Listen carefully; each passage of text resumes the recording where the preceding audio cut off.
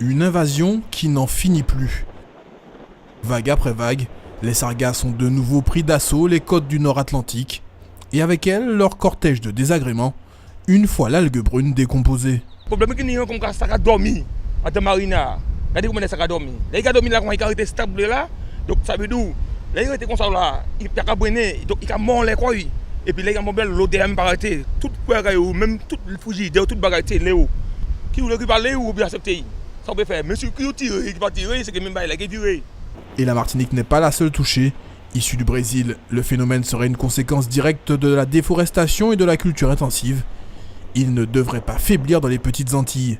En mer, vous avez des volumes d'intrants chimiques, donc des nitrates, etc., qui vont favoriser le développement algal.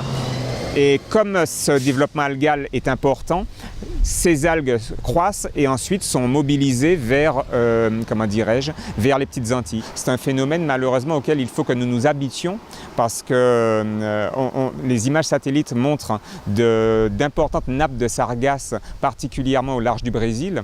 Et du fait du courant des Guyanes, qui est un courant qui remonte vers les petites Antilles, nous aurons et nous accueillerons, si j'ose dire, dans les jours et les prochaines semaines, d'importants volumes de sargasses. En réaction, l'ARS a mis en place depuis 2016 un réseau de surveillance des côtes atlantiques. Une dizaine de capteurs contrôlent quotidiennement les concentrations de gaz H2S, mais aussi d'ammoniac. Ces capteurs sont essentiellement placés essentiellement sur la côte atlantique, dans les zones de population dense, là où on retrouve des algues sargasses, mais également sur des sites que l'on estime sensibles, à savoir au niveau des écoles, des crèches, des hôpitaux. Si on voyait un dépassement d'un seuil d'alerte qui est de 1 ppm, on relaie cette information à la préfecture qui va ensuite relayer cette information aux communes de façon à ce qu'elles puissent mettre en œuvre des opérations de ramassage des algues dans les meilleurs délais.